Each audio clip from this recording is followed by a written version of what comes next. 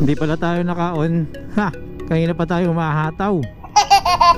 Ayun guys, nandito tayo sa EDSA.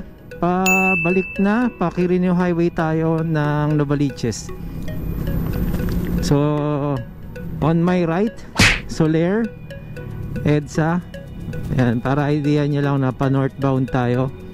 So ayun, may naka-line up tayo guys na magpapa-review ng e-bike.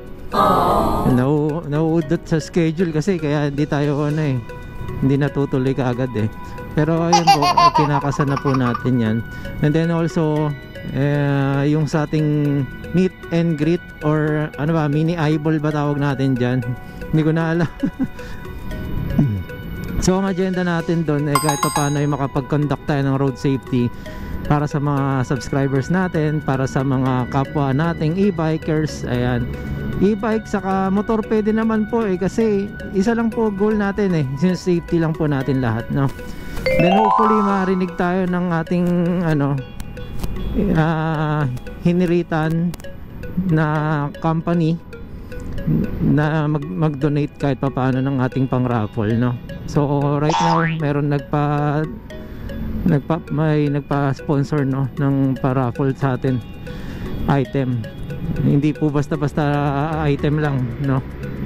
Mga talagang nag-aabang yung ating mga mga naka WSP or mga naka e-bike para sa ganitong accessories, no?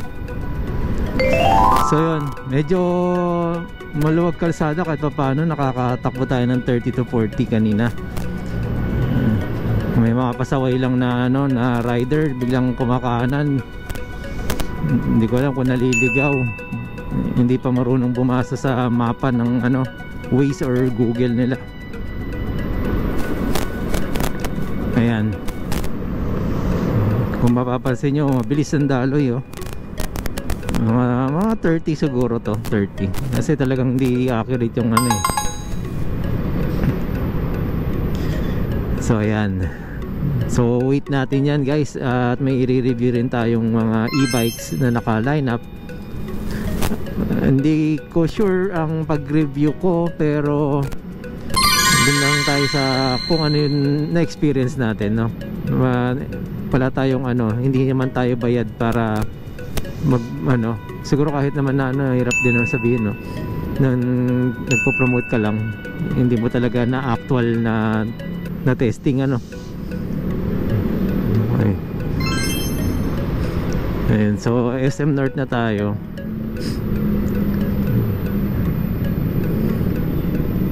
Lumabas yung bagong motor na no, ganda, 500 nakalagay, 508 pero 500cc siguro, no? Alam niyo ba yun? Ayan, no? KRV, ganda talaga din. Ay, tama ba?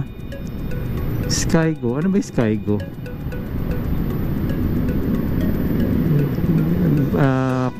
Motorcycle company ba to? Ay, magpasingit ni Kuya Kuya Orange. Ganda ng parang nasa sala lang ng ng hotel. Interior. Skygo nga. Kasi ang KRV hindi siya ganyan ng shocks. So yan? Na-curious ako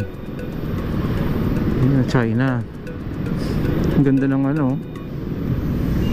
wow. Ang ganda na Skygo. Parang pinaliit na X-Max. Ang cute. So yun guys, ang dami na akong di alam sa motor na mga lumalabas, lalo na sa part ng China, parang Giorno na lang yata ang alam kong lumabas ngayon.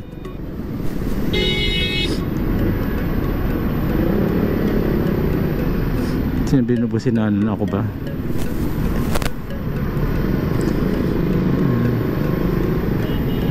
Naantok na yung angkas, nakapikit. Nagdadasal lang yun. Sikip.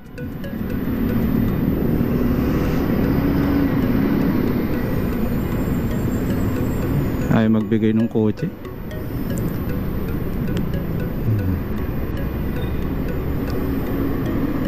Nakakatawa yung ayaw magbigay, no? Nasa malamig naman siya, nasa aircon siya. Tayo mga nakamotor kung nakasabilad ng init. Pero mainit guys, mainit ang panahon dahil bukod sa humid, yung init ng makina mainit. Ito cruising. Shoutout sa presidente nito. Shoutout Arthur Bunso. Pakita mo yung mga mala-Elias mo dyan. Yan, shoutout sa presidente niyan. Ano yan, nag solo ride mag-isa. Ayan, magna night ride pa sa gabi yan. Ay, bas, masyadong dikit. Ayan po, ganyan po talaga dito sa Pilipinas, no? Hindi lang po dito sa EDSA.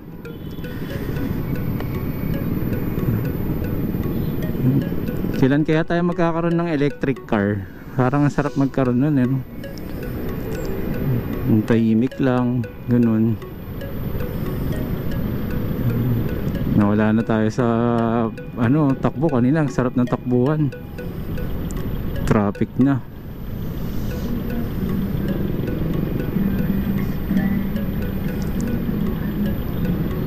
Ayan. So nakita natin na may liko sila. Dito na tayo. Hindi na overtaken natin sila.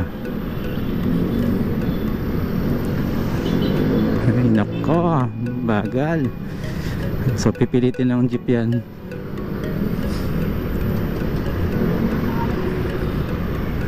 Okay.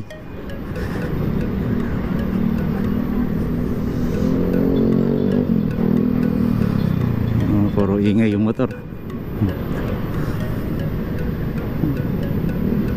120 tunog, 20 takbo. Sige, pilit.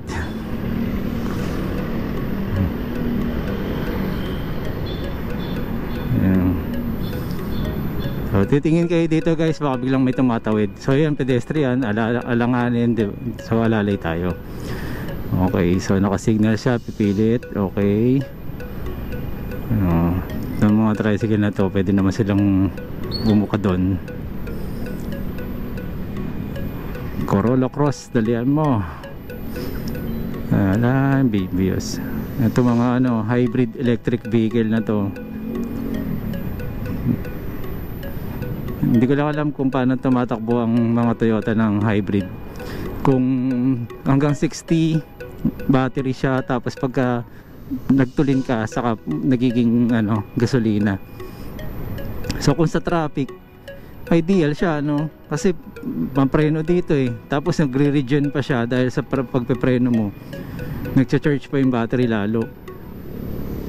So kung tulin lang, kahit pa paano may gas power pa siya, Uy, butas. Okay, clear. Hindi naman po lahat talaga sumusunod. Ilan niya po ito hindi naka-helmet.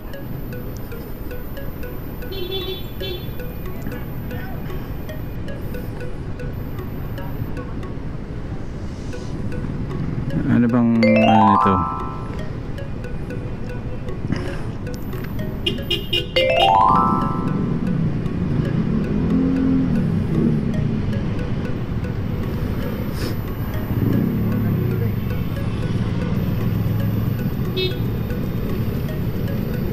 Hindi marunong magmaneho.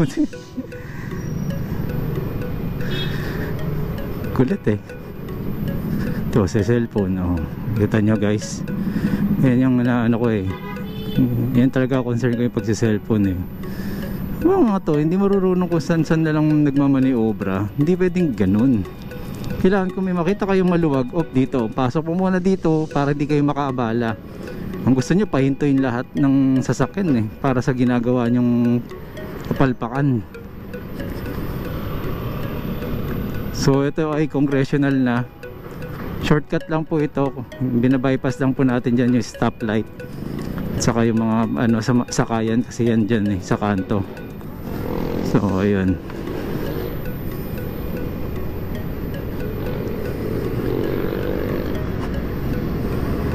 Bukas na ulit yung 7-Eleven doon.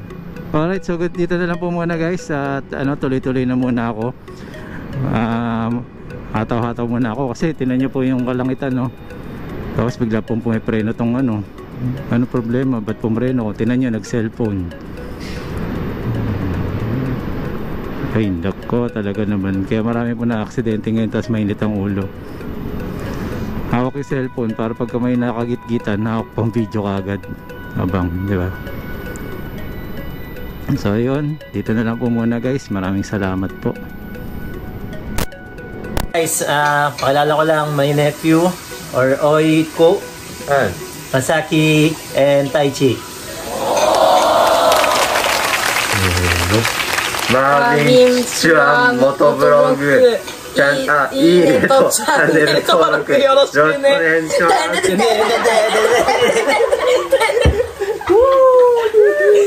Ayan o, meron na rin tayo dito sa Japan guys. So okay, once again, Marvin Chua Motovlog po. Maraming salamat po. Salamat din po sa mga nag-subscribe.